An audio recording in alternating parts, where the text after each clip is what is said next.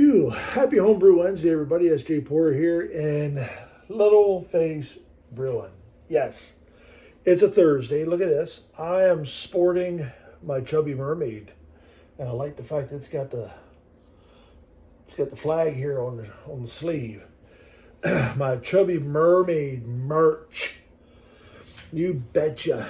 Oh yeah, and shout out to Josh, Peer View Brewing Coaster. It's one of my favorites. One of my favorites. So everybody's doing this Thursday. Because, yeah, I know it's not Wednesday. You'll have to excuse my voice.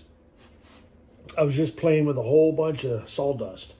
So when I've been coming home from work, every day well, not every day. I started yesterday. Working for about an hour or so out in my outside workspace. I'm building a bench out of bourbon pallets, oak and heavy. And that'll sit out on the front porch. So we can we have a light up Christmas tree on the front porch, and then that bench will just stay out there for a bench. It'll be a bench, can be a table, whatever. So, I don't have a planer or any of that stuff anymore. Got rid of all that. So I'm just sanding down the boards. And I don't have power out in the shed. So I made myself a little outdoor work area, which is fine. So I run until my batteries are dead. And right now they're charging right there. So running a belt sander knocks them down pretty quick. And I got so far on the bench, had to stop, because I have barrel heads, old barrel heads from Buffalo Trace. I was sitting on my table saw, and I need to actually rip one of the boards, actually all three of them, but strategically. And I need to get all the stuff off the table saw so that I can do that. So I'm not going to pile the stuff up. I want to fix up the barrel heads. Well, all I'm doing is taking the belt sander to the back to knock the char off and putting them back together because they're all dried, and putting boards across the back, screwing them fast. Voila! Barrel heads from Buffalo Trace. So anyways, that's what I got going on over there. What I got going on right here is it's got that burnt orange, it's pretty clear color. Same color as the Crestwood Kvike IPA that I brewed. Reason for that, it's the same beer. However, no dry hops and fermented out with Saison yeast. So this is all tropical, juicy hops throughout the boil, very late in the boil. I don't think I did a bittering hop at all. So everything was, I want to say 30 minutes and later, or however you want to look at it, 30 minutes to 0 type thing. It's got that beautiful Saison aroma to it. A little bready, but like that spiciness to it. And when you hunt, you pick up those fruity hops. It's kind of wild because you get that pepper and spice, and then you get a hint of like pineapple.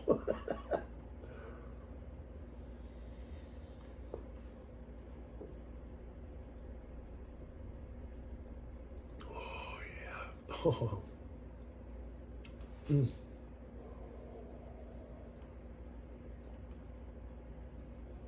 Just under 6%.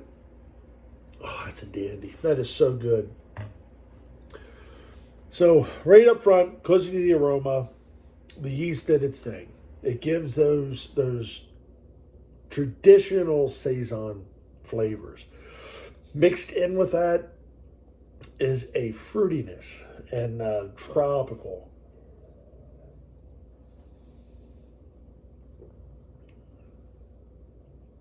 Pineapple and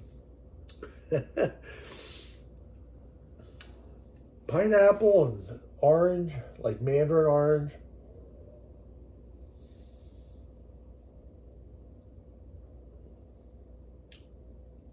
No grapefruit at all.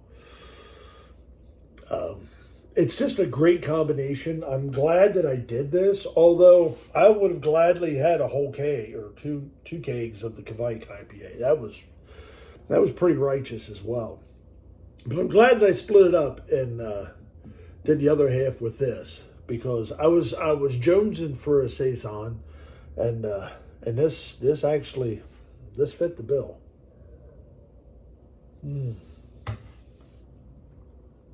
And since it's homebrew in a tiny little whiskey glass, this is my 70 proof grappa.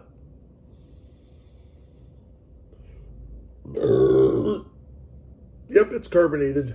Not this, that.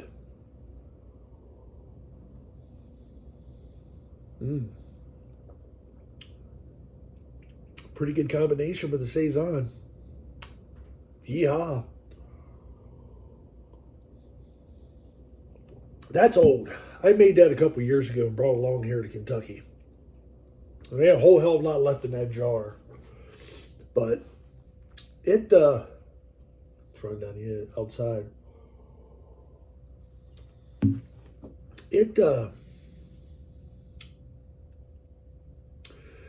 It has almost a apple cinnamon to it now, and it has really smoothed out. It was always a little bit harsh before. Not anymore.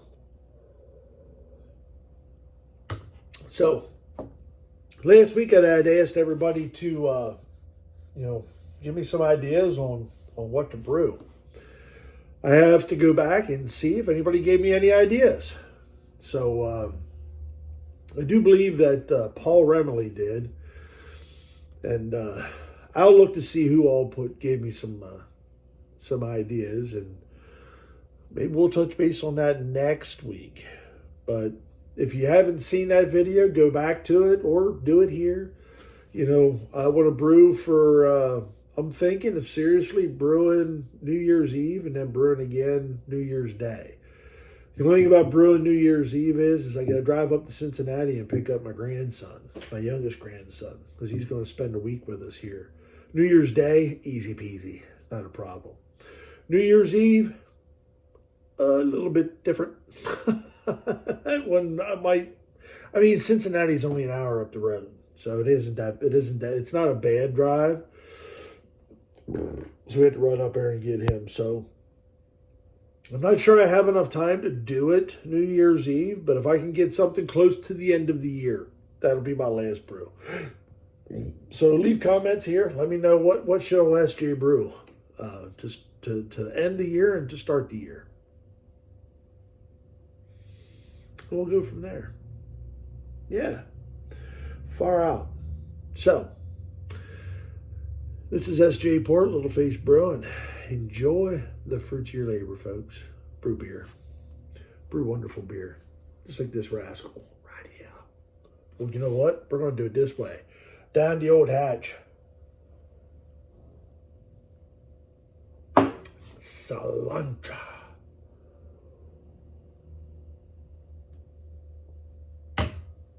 Watch out for the finger. Here it comes.